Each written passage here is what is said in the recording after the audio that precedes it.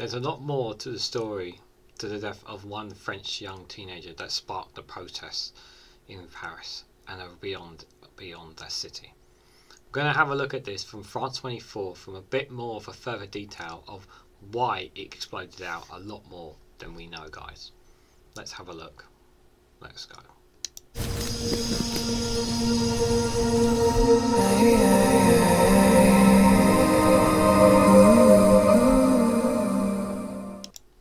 Good morning, good afternoon, good evening, guys, wherever you are in the world. This is REGANELITE here. This is going to be an interesting one to read, that is for sure. I don't normally do a main video of France 24, normally I do short videos. But I wanted to cover something with regarding to France. And obviously to find out a little bit more about a bit more in detail of why the protests were as big as they were over what happened. And we might have just found one of many of the answers. But the headline here from France 24 is French suburbs, the fresh protest against police violence rooted in decades of harassment and inequality. So, when a police officer last week shot and killed the resident of Paris suburb of Nanterre, if I mispronounce names, I apologise, of Nanterre, 17-year-old Nahel M, it unleashed a wave of unrest across France, an echo of similar protests launched by the youth living in housing projects 2 decades earlier.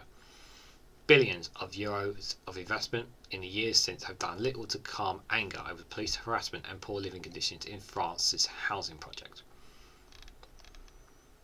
So, concentrated in the suburbs of banlieues on the outskirts of major cities, France's public housing projects are home to largely younger populations. 40% are under 25 years of age, often from immigrant backgrounds, who face a never-ending struggle for acceptance in French society.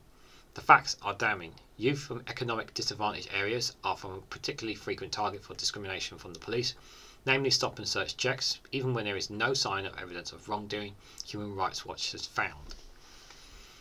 They are less likely to leave school at 18 with a secondary education. I can't say that word, guys, apologies. Youth living in quarters priorities, QPVs, target for urban renewal, have a 54 pass rate compared to a 77 success rate among those living elsewhere, according to a 2013 study.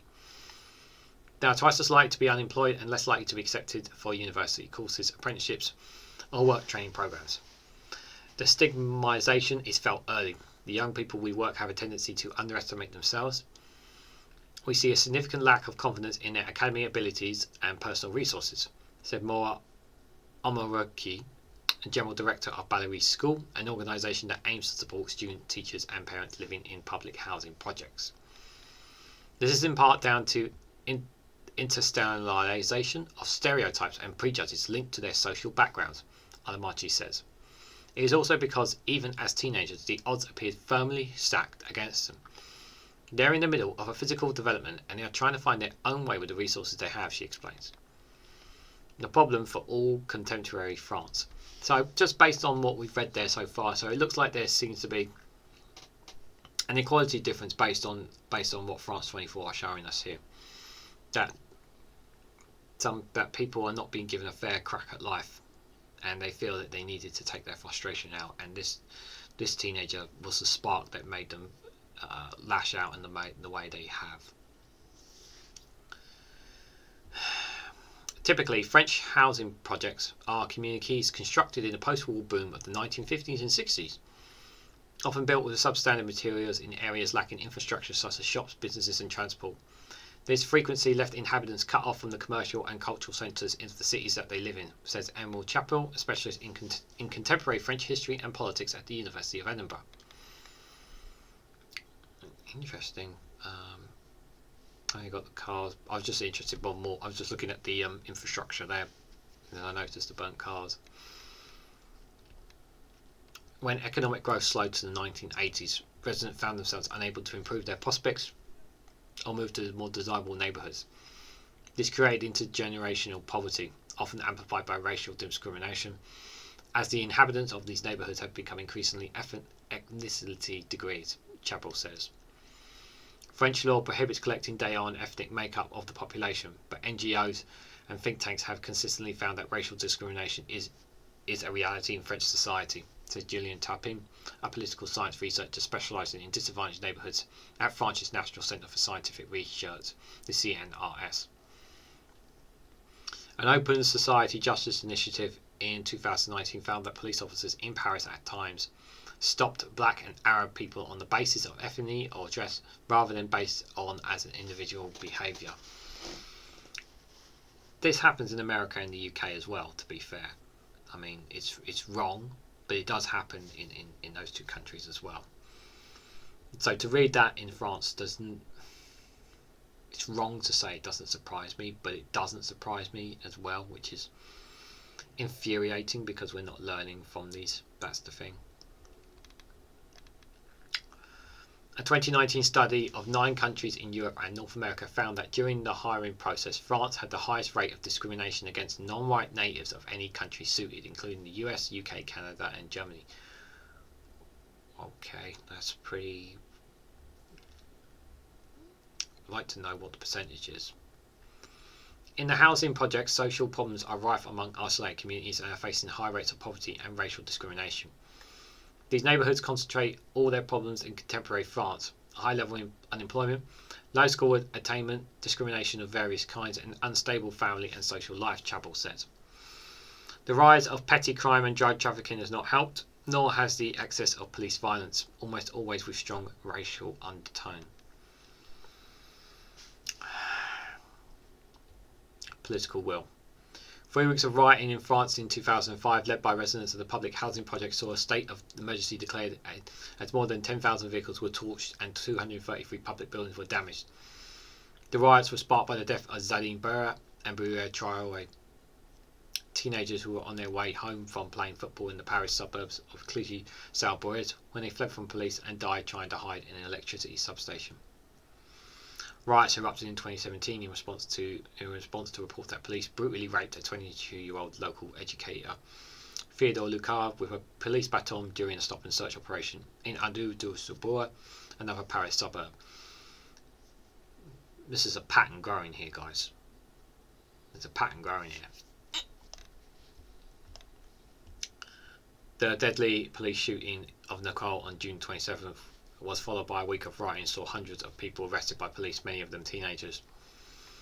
They may not have participated in previous riots themselves, but they have an intergenerational memory of racist violence and racial policing, Chabot says. Each new cycle of violence becomes more intense as children average not just injustice committed against them, but also injustice committed against those who came before them. Meanwhile, local communities are short of solutions to deter unrest. Social workers, educators and community operations are lacking the funds to actually offer a positive and more constructive outlet for the anger that we've seen in the last week, Tapin says. This might also be another factor of why people are choosing not to stay in France and also go to the UK, because of this inequality that perhaps they may or may not be aware of. Those who are positive, possible but may not be. But it's a very frustrating, I feel, if all this turns out to be true. Since the riots in 2005 in particular, billions of euros have been channeled into France's QPTVs to reverse the urban decline and address persistent social issues. Much of the funding prioritises physical transformation, such as improving housing, building new facilities like libraries and extending transport links, which is important, said Tabin, but not enough money was spent on the social aspect, he had. Residents have called for services such as proximity or community policing, Tabin says. Officers that are on a daily basis in these neighbourhoods can actually build trust with the residents. Yeah, you've got to have like in the UK we do have community police, but it's not. You've got to have that connection with communities, with local police. You've got to build that relationship and build that trust. I'm definitely all for that is for sure. But some feel the improvement they have seen is only window dressing. And it's not brought real issues or tackled the structural issues, Chabot said.